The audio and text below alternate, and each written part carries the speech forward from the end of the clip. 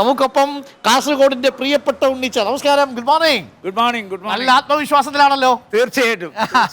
ഞാൻ ഇന്നലെ ഇങ്ങോട്ട് വന്നപ്പോ ഒരു ചായക്കടക്കാരനായിട്ട് വീട്ടിൽ സംസാരിച്ചു. നമ്മൾ രാഷ്ട്രീയമാണല്ലോ ഇപ്പോൾ സംസാരിക്കുന്നത് മുഴുവൻ, പ്രത്യേകിച്ച് ആ ഒരു പൾസ് മനസ്സിലാക്കാൻ വേണ്ടി. അപ്പോൾ ഉണ്ണിച്ചയെ കുറിച്ച് പറഞ്ഞൊരു പോസിറ്റീവായിട്ടുള്ള കാര്യം, ചായയുമായി അർജുൻ എത്തിയിട്ടുണ്ട്. ഞങ്ങളുടെ വക ഒരു ചായ. മധുരം പ്രശ്നമില്ലല്ലോ?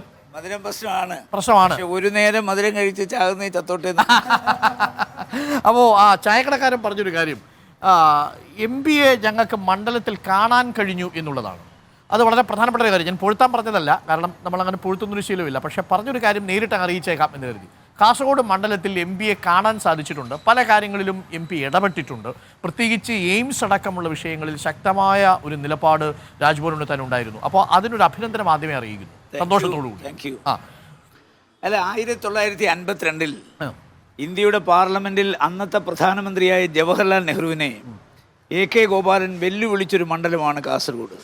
താങ്കൾക്ക് ധൈര്യമുണ്ടോ ഈ മണ്ഡലത്തിൽ ഒന്ന് മത്സരിക്കാൻ? അതൊരു വെല്ലുവിളിയായിരുന്നു. എന്ന് വെച്ചാൽ അത്ര കണ്ട് പാർട്ടിക്ക് ശക്തിയും സ്വാധീനമുള്ളൊരു മണ്ഡലമാണ് കാസർഗോഡ്. 35 വർഷം ഇവിടെ MP മാരുണ്ടായിരുന്നു, ഒരുപാട് MP മാരുണ്ടായിരുന്നു. എല്ലാവരും ഇടതുപക്ഷക്കാരാണ്. പക്ഷെ അവരെ ആരും ജനം കണ്ടിട്ടില്ല, ജനങ്ങളുമായി ഇടപഴകിയിട്ടില്ല, ജനപക്ഷത്ത് നിന്നിട്ടില്ല. അതുകൊണ്ട് ഒരു MP എന്താണെന്നും MP ആരാണെന്നും MPക്ക് എങ്ങനെയൊക്കെ പ്രവർത്തിക്കാൻ കഴിയുമെന്നും കഴിഞ്ഞ 5 വർഷമായി ഞാൻ തെളിയിച്ചിട്ടുണ്ട്. That's good. അത് വളരെ സന്തോഷം. ഒരു ജനകീയനായ MP എന്ന നിലയിലുള്ളൊരു പ്രതിച്ഛായ രാജ്ഭവൻ ഉണ്ണിത്താൻ വളർത്തിയെടുക്കുന്നു എന്നറിയുന്നതിൽ സന്തോഷം. പക്ഷേ അതേസമയം തന്നെ ഒട്ടേറെ പ്രധാനപ്പെട്ട വിഷയങ്ങൾ ഇനി മത്സരിക്കാൻ വരാൻ പോകുന്നത് അപ്പുറത്ത് ആരാണ് എന്നൊരു ചോദ്യമുണ്ട്. അപ്പുറത്ത് TV രാജേഷാണ് എന്ന തരത്തിലുള്ള ചില സൂചനകൾ ഞങ്ങളുടെ വൃത്തങ്ങളിൽ നിന്ന് ഞങ്ങൾക്ക് ലഭിച്ചിട്ടുണ്ട്. അങ്ങും അത് കേട്ടിട്ടുണ്ടാവാനുള്ള സാധ്യതയുണ്ട്. പല പേരുകൾ പരിഗണിക്കുന്നതിൽ ഒരു പ്രധാനപ്പെട്ട പേര് TV രാജേഷിൻ്റെതാണ്. കല്യാശ്ശേരിയിൽ നിന്ന് വരുന്നു എന്നാണ്. അപ്പോൾ അതൊരു തരത്തിൽ ആശങ്ക ഉണ്ടാകുന്നുണ്ട്? എനിക്കൊരാശങ്കയില്ല. ഞാനിവിടെ മത്സരിക്കുന്നു, കഴിഞ്ഞ 5 വർഷം MP ആയിരുന്നു, വീണ്ടും ഒരിക്കൽ കൂടി ജനവിധി തേടുന്നു. എൻ്റെ എതിര് നിൽക്കുന്ന ആരാണെന്നുള്ളത് ഞാനെന്തിനാ ചിന്തിക്കേണ്ട കാര്യം? എതിര് നിൽക്കുന്ന സ്ഥാനാർത്ഥിയെയും എന്നെയും തമ്മിൽ വിലയിരുത്തേണ്ട ഇവിടുത്തെ ജനങ്ങളാണ്. ഒരു കാര്യം ഞാൻ നിങ്ങളോട് പറയാം, കഴിഞ്ഞ പ്രാവശ്യം ഞാൻ പരാജയപ്പെടുത്തിയ സതീഷ് ചന്ദ്രനേക്കാൾ നല്ലൊരു സ്ഥാനാർത്ഥി ഇനി ഇവിടെ വരാൻ പോകുന്നില്ല. അതിനേക്കാൾ മികച്ചൊരു സ്ഥാനാർത്ഥിയെ നിർത്താൻ പാർട്ടിക്കില്ല. അദ്ദേഹത്തെയാണ് ഞാൻ 40,438 വോട്ടിന് തോൽപ്പിച്ചത്. അതുകൊണ്ട് ഇനി എനിക്ക് ആരും ഒരു പ്രശ്നമല്ല. അതെ, സതീഷ് ചന്ദ്രനേക്കാൾ മികച്ചൊരു സ്ഥാനാർത്ഥി നിർത്താൻ CPM-നില്ല എന്നതാണ്. തീർച്ചയായിട്ടും ഇല്ല. കാരണം അത്ര കണ്ട് നല്ല സ്ഥാനാർത്ഥിയായിരുന്നു ശ്രീ സതീഷ് ചന്ദ്രൻ. ഇതിപ്പോൾ ഒട്ടേറെ വിവാദ വിഷയങ്ങളിൽ ഇന്നിപ്പോൾ പ്രതികരണം വരുന്നുണ്ട്. അതായത് എക്സാലോജിക്ക് അടക്കമുള്ള വിഷയങ്ങളൊക്കെ ചർച്ചയാകുന്നുണ്ട്. അതിലിപ്പോൾ എക്സാലോജിക്കിൻ്റെ വിധി ഇന്ന് വരാൻ പോവുകയാണ്. നിർണായകമാണ് ആ വിധി. ഈ തെരഞ്ഞെടുപ്പിനെ നേരിടാൻ പോകുമ്പോൾ രാജ്മോഹൻ ഉണ്ണിത്താൻ പ്രചരണത്തിന് ഉപയോഗിക്കാൻ പോകുന്നത് കേന്ദ്ര സർക്കാരിനെതിരെയുള്ള വിമർശനങ്ങളായിരിക്കുമോ, അതല്ല മുഖ്യമന്ത്രി പിണറായി വിജയനെതിരെ ഉയർന്നു കേൾക്കുന്ന ആരോപണങ്ങളായിരിക്കും? ശ്രീ പിണറായി വിജയനെതിരെ ഉയർന്നു വന്നിരിക്കുന്ന ആരോപണങ്ങൾക്ക് ഈ തെരഞ്ഞെടുപ്പിൽ ഒരു പ്രസക്തിയില്ല. ഇത് അടുത്ത 5 വർഷക്കാലം ഇന്ത്യ ആര് ഭരിക്കണം എന്നുള്ളതാണ്. അതിലൊരുപാട് പ്രശ്നങ്ങളുണ്ട്. കാരണം നമ്മുടെ സ്വാതന്ത്ര്യ സമര ചരിത്രം തിരുത്തി എഴുതാൻ ശ്രമിക്കുന്നു. ജനാധിപത്യത്തെ പണാധിപത്യം ഉപയോഗിച്ച് അട്ടിമറിക്കാൻ ശ്രമിക്കുന്നു. ഒരു മതേതര രാഷ്ട്രമായി ഇന്ത്യയെ ഒരു മതരാഷ്ട്രമാക്കാൻ പ്രധാനമന്ത്രി മുന്നിട്ടിറങ്ങുന്നു. ഒരു ഹിന്ദു രാഷ്ട്രത്തേക്കുള്ള യാത്ര ആരംഭിച്ചു. അതിൻ്റെ അവസാനത്തെ 2 ഉദാഹരണങ്ങളാണ് രാമക്ഷേത്രത്തിൽ ഒരു പ്രധാനമന്ത്രി നടത്തിയ പ്രാണപ്രതിഷ്ഠയും ഇപ്പോൾ ഏകീകൃതമായ സിവിൽ കോഡും. അപ്പോൾ ഇന്ത്യയുടെ ഭരണഘടനയോട് ആർട്ടിക്കിൾ 14 പറഞ്ഞിരിക്കുന്നത് the state shall not deny to any person equality before law or equal protection of the law within the territory of India. ഇന്ത്യയുടെ മണ്ണിൽ ജനിച്ചു വീണ എല്ലാ പൗരന്മാരും ഭരണഘടന മുമ്പിൽ സമന്മാരാണ്, തുല്യന്മാരാണ്. ഇവിടെ 2 തരം പൗരന്മാരെ ഉണ്ടാക്കാനാണ് പൗരത്വ നിയമം ഭേദഗതി ചെയ്തത്. 2, article 25 of the constitution, right to profess and propagate a religion. ഒരു ജാതിയിൽ വിശ്വസിക്കാൻ, ഒരു മതത്തിൽ വിശ്വസിക്കാൻ, അതിൻ്റെ ആചാരങ്ങളും അനുഷ്ഠാനങ്ങളുമായി മുന്നോട്ട് പോകാൻ, ആ മതം പ്രചരിപ്പിക്കാൻ ഇന്ത്യൻ ഭരണഘടനത്തിലുള്ള അവകാശങ്ങളെ അട്ടിമറിക്കുന്നതാണ് ഏകീകൃതമായ സിവിൽ കോഡ്. അപ്പോൾ ആ സിവിൽ കോഡ് വന്നു കഴിഞ്ഞാൽ വിവാഹമോചനം, ദത്തെടുക്കൽ, പിന്തുടർച്ചാവകാശം, ഇതിനകത്തൊക്കെ ഓരോ മതത്തിനും ജാതിക്കുമുള്ള ഇന്നത്തെ അവകാശങ്ങൾ അട്ടിമറിക്കപ്പെടുന്നു. അത് വലിയ ആശങ്ക ഇന്ത്യയിലെ ജനങ്ങൾക്കുണ്ടാകുന്നു. മാത്രമല്ല, നമുക്കറിയാമല്ലോ മണിപ്പൂർ, അവിടെ നടക്കുന്ന വംശീയ ഹത്യ, അവിടെ ക്രൈസ്തവ ദേവാലയങ്ങൾ, ക്രൈസ്തവരുടെ സ്കൂളുകൾ, എന്തിനേറെ പറയുന്നു, യേശു ക്രിസ്തുവിന്റെ വിഗ്രഹം പോലും തച്ചുടച്ചു. പക്ഷേ ഇവിടെ ബാർ റാഫേൽ തട്ടിലൊക്കെ പറയുന്നത് സർക്കാരുമായിട്ട് സഹകരിക്കാനാണ് സഭയുടെ തീരുമാനമെന്നാണ് സീറോ മലബാർ സഭയുടെ പുതിയ അധ്യക്ഷൻ. അല്ല, സഭയുടെ തീരുമാനം അല്ലല്ലോ അണികൾ അനുസരിക്കുന്നത്. ഓരോ പ്രദേശത്തും ജീവിക്കുന്ന ആളുകൾ, ആ ആളുകളാണ് ഓരോ പ്രദേശത്തും ആർക്കോട്ടിയിടോ തീരുമാനിക്കുന്നത്. സഭയ്ക്ക് എന്ത് വേണേലും തീരുമാനിച്ചോട്ടെ. പക്ഷേ സഭയുടെ തീരുമാനം ഇവിടെ പ്രാവർത്തികമാക്കണമെന്നുള്ള ഇവിടുത്തെ അണികളല്ലേ. ഇപ്പൊ NSSന് തീരുമാനം വരാറുണ്ടല്ലോ. അതുപോലെ തന്നെ SNDPക്ക് വരാറുണ്ടല്ലോ. സാമൂഹ്യ സാമുദായിക സംഘടനകൾക്കെല്ലാം കാലാകാലങ്ങൾ തെരഞ്ഞെടുപ്പുകളിൽ ചില തീരുമാനങ്ങൾ വരും. ആ തീരുമാനമൊന്നും അക്ഷരം പ്രതി ഒരിടത്തും നടപ്പിലായിട്ടില്ല, ഒരു കാലത്തും നടപ്പിലായിട്ടില്ല. ഉണ്ടെന്ന് തെളിയിക്കാൻ കഴിയൂ. അത് വളരെ പ്രധാനപ്പെട്ട കാര്യമാണ്. പക്ഷേ നമ്മൾ ഇനിയിപ്പോൾ കൊല്ലത്ത് പ്രേമചന്ദ്രനെതിരെ വലിയ രീതിയിലുള്ളൊരു ക്യാമ്പയിൻ 2 ദിവസമായിട്ട് CPM കേന്ദ്രങ്ങളിൽ നിന്നുണ്ടാകുന്നു. ഇന്നലെ ഇത് വലിയ വാർത്തയായിട്ട് ഇങ്ങനെ കത്തിപ്പടർന്നിരുന്നു. അതായത് താങ്കളുടെ പേര് ഇവിടേക്ക് ഇങ്ങനെ പറയുന്നത് കേട്ടു. പക്ഷേ ഇപ്പോൾ താങ്കളുടെ പേര് കേൾക്കുന്നില്ല. മുരളീധരൻ്റെ പേരും പ്രേമേന്ദ്രൻ്റെ പേരുമാണ്. താങ്കളെ പ്രേമേന്ദ്രനെയും മുരളീധരനെയൊക്കെ വിജയിപ്പിച്ചാൽ BJPയിലേക്ക് പോകില്ല എന്ന് എന്താണ് ഉറപ്പ്? പ്രേമചന്ദ്രൻ ഒരു സംഖ്യയാണ്, ഒരു മൃദുസംഖ്യയാണ് എന്ന ആരോപണമാണ് നിരത്തുന്നത്. അതിൽ പ്രധാനമായിട്ടുള്ള കാരണം പ്രധാനമന്ത്രിയുടെ ഉച്ചഭക്ഷണത്തിൽ അദ്ദേഹത്തെ ക്ഷണിച്ചതാണ്. നേരിട്ട് അങ്ങ് ചോദിച്ചോട്ടെ, പ്രധാനമന്ത്രി രാജ്മോഹൻ ഉണ്ണിത്താനെ ഉച്ചഭക്ഷണത്തിൽ ക്ഷണിച്ചിരുന്നെങ്കിൽ പോകുമായിരുന്നു? ഒരിക്കലും പോവില്ല, ഒരിക്കലും പോവില്ല. ഞാനൊരു ഉദാഹരണം പറയാം. എൻ്റെ ഏറ്റവും അടുത്ത സുഹൃത്താണ് സുരേഷ് ഗോപി. ഞാനും അദ്ദേഹമായിട്ട് നിരവധി സിനിമകളിൽ അഭിനയിച്ചിട്ടുണ്ട്. എൻ്റെ ഭാര്യയും അദ്ദേഹത്തോട് ഒരുമിച്ച് ഫാത്തിമ കോളേജിൽ പഠിച്ചതാണ്. അദ്ദേഹം എന്നെ കല്യാണത്തിന് ക്ഷണിച്ചു. 2 സ്ഥലത്താണ്. ഒന്നുകിൽ ഗുരുവായൂർ വരാം, അതല്ലെങ്കിൽ തിരുവനന്തപുരത്ത് ഗ്രീൻഫീൽഡ് സ്റ്റേഡിയത്തിൽ വരാം. ഞാൻ ഗുരുവായൂർ പോകാൻ തീരുമാനിച്ചു. അവിടെ മുറി ബുക്ക് ചെയ്തു, യാത്രയ്ക്കുള്ള എല്ലാ ഏർപ്പാടുകളും ചെയ്തു. പക്ഷെ ഞാൻ പോയില്ല. എന്തുകൊണ്ട് പോയില്ല? നരേന്ദ്രമോദി അവിടെ വരുന്നു എന്നുള്ള ഒറ്റ കാരണം കൊണ്ട് ഞാൻ ഗുരുവായൂരെ ആ വിവാഹത്തിൽ പങ്കെടുക്കുന്ന ഒഴിവാക്കി. കാരണം പറയുകയും ചെയ്തിരുന്നോ? അതാ ഞാൻ പറഞ്ഞു, അവിടെ ഞാൻ വന്നു കഴിഞ്ഞാൽ ഒരു തെറ്റായ സന്ദേശം കൊടുക്കും, ഒരു സന്ദേശം പോവും. അപ്പോൾ ഒരു പൊതുപ്രവർത്തകനായ എനിക്ക് എൻ്റെ ജീവിതം എപ്പോഴും സുതാര്യമായിരിക്കും. അതായത് ഇത്തരം ചടങ്ങുകളിലേക്ക് ക്ഷണിക്കുന്ന സമയത്ത് നമ്മൾ കുറച്ച് ജാഗ്രത കാണിച്ച്, കാര്യം തെറ്റായ സന്ദേശം പോകാം. ഒരുപക്ഷെ നമ്മൾ സതുദ്ദേശത്തിലായിരിക്കും പങ്കെടുക്കുന്നതെങ്കിൽ പോലും, ഇപ്പോൾ കല്യാണം പറഞ്ഞതുപോലെ. പക്ഷെ അവിടെ നമ്മളുടെ സാന്നിധ്യം തെറ്റായി വ്യാഖ്യാനിക്കപ്പെടാൻ ഇടയുണ്ടെങ്കിൽ അത് ഒഴിവാക്കുന്നതാണ് നല്ലത്. തീർച്ചയായിട്ടും. പ്രേമചന്ദ്രൻ ഇന്ത്യൻ പാർലമെന്റിലെ ഏറ്റവും നല്ല അംഗമാണ്. അതെ. സീതാറാം യെച്ചൂരി കൂടി പങ്കെടുത്ത ഒരു കമ്മിറ്റിയാണ് അദ്ദേഹത്തിനെ ഇന്ത്യൻ പാർലമെന്റിലെ ഏറ്റവും നല്ല അംഗമായി തെരഞ്ഞെടുത്തത്. അതെ. ഇത്തവണത്തെയും പാർലമെന്റിലെ ഏറ്റവും നല്ല അംഗമാണത്. അതെ. പ്രധാനമന്ത്രി ഒരു ചായ കുടിക്കാൻ നിർദോഷമായ ഒരു ക്ഷണമാണ് അദ്ദേഹത്തോട് നടത്തിയത്. പക്ഷേ ഒരു തെരഞ്ഞെടുപ്പ് വിളിപ്പാട് അകലെ നിൽക്കുമ്പോൾ കുറെ കൂടി ജാഗ്രത പ്രേമചന്ദ്രനെ പോലെ പരിണിതജ്ഞനായ ഒരു നേതാവിന് ചെയ്യാമായിരുന്നു. ആ ക്ഷണം സ്നേഹപൂർവ്വം നിരസിക്കേണ്ടതായിരുന്നു. അവിടെ പോയതിനോട് ഒരിക്കലും എനിക്ക് യോജിക്കാൻ പറ്റില്ല. കാരണം എനിക്ക് പ്രേമേന്ദ്രനെ അത്ര ഇഷ്ടമാണ്. കഴിഞ്ഞ തെരഞ്ഞെടുപ്പിലും അദ്ദേഹത്തെ RSS BJP ബന്ധം ആരോപിച്ച് അപകീർത്തിപ്പെടുത്താൻ മാക്സിമം ശ്രമിച്ചു. അപ്പം മറുഭാഗത്ത് അങ്ങനെ ഒരു ക്യാമ്പയിന് സാധ്യതയുണ്ടെന്ന് പ്രേമചന്ദ്രൻ ഓർക്കണമായിരുന്നു. അതൊന്ന്. രണ്ടാമത്തെ പ്രശ്നം, ഈ തെരഞ്ഞെടുപ്പ് വളരെ പ്രധാനപ്പെട്ടതാണ്. അങ്ങ് നേരത്തെ പറഞ്ഞതുപോലെ രാമക്ഷേത്രം മുന്നിൽ നിർത്തി, പ്രാൺ പ്രതിഷ്ഠ മുന്നിൽ നിർത്തി, യൂണിഫോം സിവിൽ കോഡ് മുന്നിൽ നിർത്തി, പൗരത്വത്തെ മുൻനിർത്തിയാണ് തെരഞ്ഞെടുപ്പിനെ നേരിടാൻ പോകുന്നത്. അപ്പോൾ ഹിന്ദുത്വ, മതേതരത്വം എന്ന 2 ചേരികളിൽ നിന്ന് ഈ തെരഞ്ഞെടുപ്പിനെ നേരിടുമ്പോൾ ഹിന്ദുത്വ ആശയത്തിൻ്റെ യജമാനനായി വന്ന് ഒരു പ്രതിഷ്ഠ നടത്തിയ പ്രധാനമന്ത്രിയുമായി ഉച്ചഭക്ഷണം കഴിക്കുന്നത് പോലും സമൂഹത്തിൽ ചിലർക്ക് അസ്വസ്ഥതയുണ്ടാക്കാം. തീർച്ചയായിട്ടും, തീർച്ചയായിട്ടും. ഇന്ത്യയുടെ 1ാമത്തെ രാഷ്ട്രപതിയായ ഡോക്ടർ രാജേന്ദ്ര പ്രസാദ് സോമനാഥ് ക്ഷേത്രത്തിന്റെ ശിവലിംഗം പ്രതിഷ്ഠിക്കാൻ വിളിച്ചപ്പോൾ അദ്ദേഹം പറഞ്ഞ മറുപടി ഇന്ത്യൻ മതേതരത്തിന്റെ ഉദാത്തമായ മാതൃകയാണ്. കാരണം നിങ്ങളൊരു പള്ളിയും ഒരു ചർച്ചും ഒക്കെ ഉദ്ഘാടനം ചെയ്യാൻ വിളിച്ചാൽ ഞാൻ പോകും.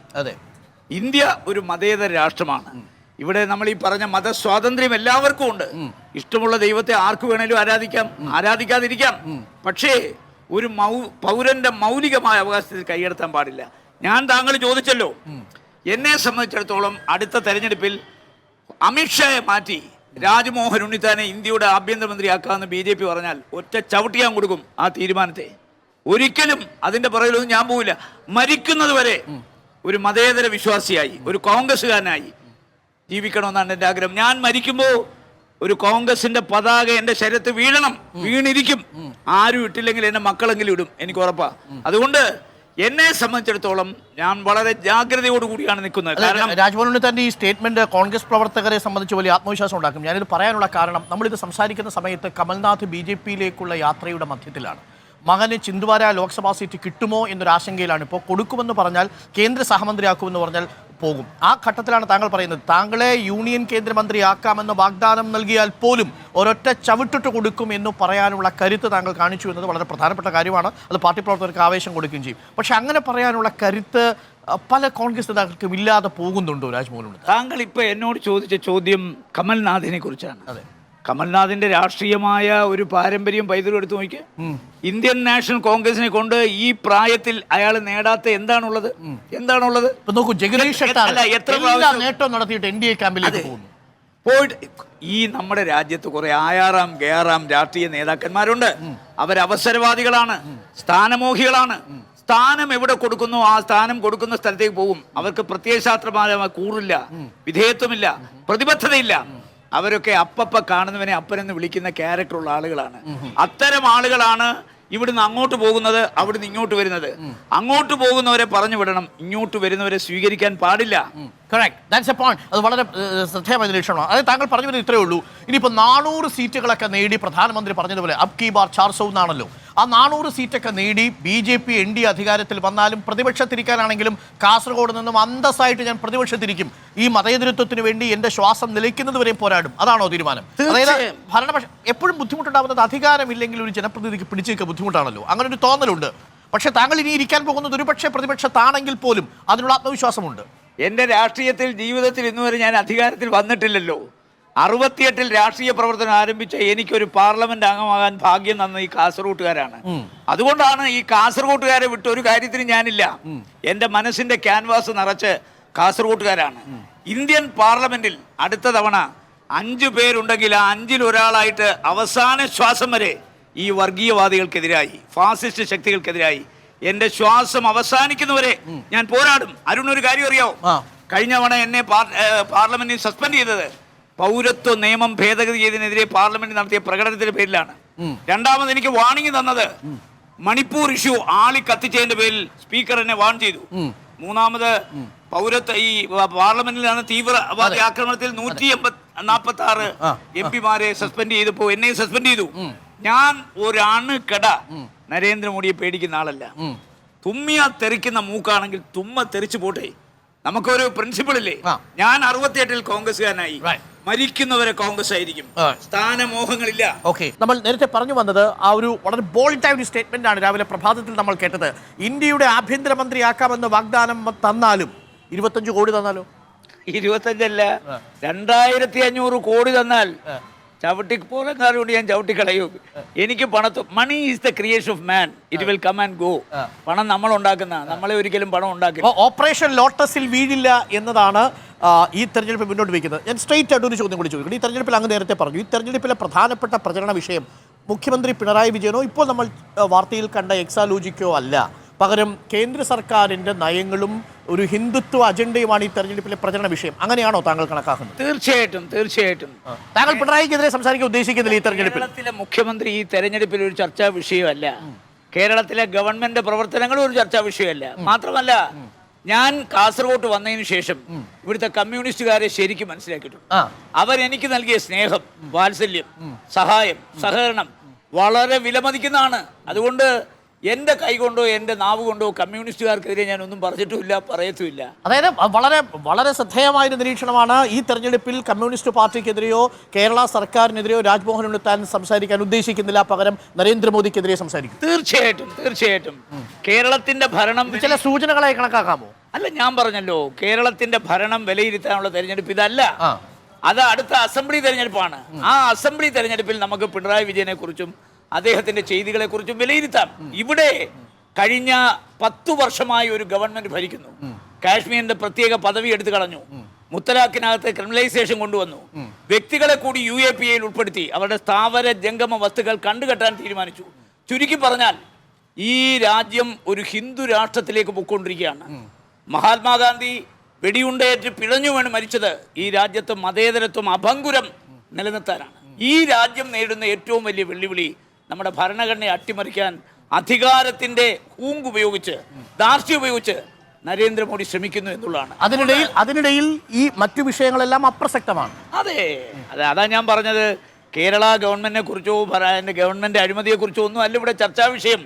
ഇവിടുത്തെ ചർച്ചാ വിഷയം കഴിഞ്ഞ 10 വർഷമായി അച്ചാദിൻ ആനെ വാലാഹ എന്നാണല്ലോ പറഞ്ഞത്. എന്താണ് ഇവിടെ വന്നത്? എന്താ വന്നത്? 2 കോടി ആളുകൾക്ക് ഒരു വർഷം ജോലി കൊടുത്തോ? 15 ലക്ഷം രൂപ വെച്ച് ഓരോരുത്തരുടെ അക്കൗണ്ട് ഇടുമെന്ന് പറഞ്ഞു. ഇട്ടോ?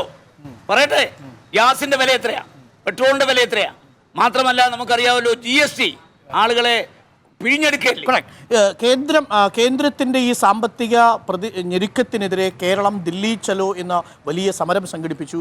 ജന്തർ മന്ദറിൽ നമ്മൾ മറ്റു സംസ്ഥാനങ്ങളിലെ പഞ്ചാബിന്റെ, ഡൽഹിയുടെ ഒക്കെ മുഖ്യമന്ത്രിമാരെത്തി.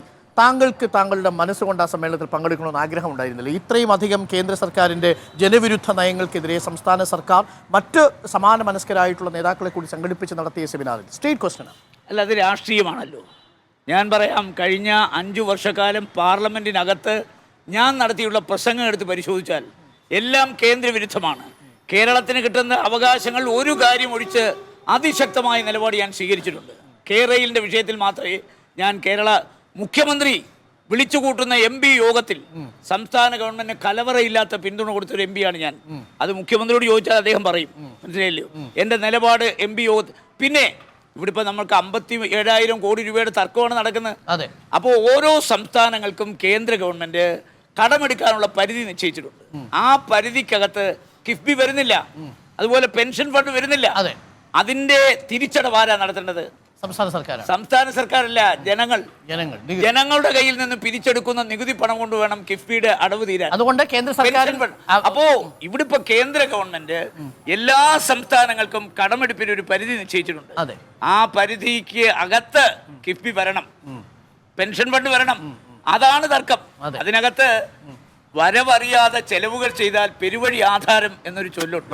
വളരെ ക്ലിയർ ആണ്. അപ്പോൾ ഇനി തെരഞ്ഞെടുപ്പിലേക്ക് ഇനി വളരെ കുറച്ച് നാളുകൾ മാത്രമേ ഉള്ളൂ. ഏത് നിമിഷം വേണമെങ്കിലും പ്രഖ്യാപനം വരാം. പ്രഖ്യാപനത്തിൽ രാമക്ഷേത്രം അടക്കമുള്ള വിഷയങ്ങളാണ് പ്രധാനപ്പെട്ട പ്രചരണ വിഷയമാക്കുന്നത്. അങ്ങ് ഒരു മതസൗഹാർദ്ദത്തിന്റെ മതേതരത്വത്തിന്റെ മുഖമായിട്ടായിരിക്കും തെരഞ്ഞെടുപ്പിനെ നേരിടാൻ പോകുന്നത്. തീർച്ചയായിട്ടും, തീർച്ചയായിട്ടും. ഞാൻ മരിക്കുന്നതുവരെ ആരായാലും എന്തായില്ലെങ്കിലും ഞാൻ ഒരു ഈശ്വര വിശ്വാസിയാണ്, ഒരു മതേതര വിശ്വാസിയാണ്. മതേതരത്വത്തിനെതിരായി ആരൊക്കെ എന്തൊക്കെ നിലപാടെടുക്കുന്നു, എൻ്റെ അവസാന ശ്വാസം വരെ ഞാൻ പോരാടും. അതിനകത്ത് സ്ഥാനമാനങ്ങൾ എനിക്കൊരു പ്രശ്നമല്ല. ഈ കയ്യിലിരിക്കുന്ന സ്ഥാനം പോയാൽ അത് തുമ്മിയാ തെറിക്കുന്നതാണെ പോട്ടേന്ന് ഞാൻ വിചാരിക്കൂ. ഇതുകൊണ്ടല്ലല്ലോ നമ്മൾ ജീവിക്കുന്നേ. അതുകൊണ്ട് ഒരു നിലപാട് വേണം. ആ നിലപാട് എന്നും ജനങ്ങൾക്കൊപ്പമാണ്, ജനപക്ഷത്താണ്. Thank you Shri Rajmohan Unnithan. ഇനി തെരഞ്ഞെടുപ്പിന്റെ മറ്റേ സ്ഥാനാർത്ഥിയെ പ്രഖ്യാപിച്ചതിന് ശേഷം നമ്മൾ ഒന്നുകൂടി ഇരിക്കും. തീർച്ചയായും. Thank you. Thanks a lot.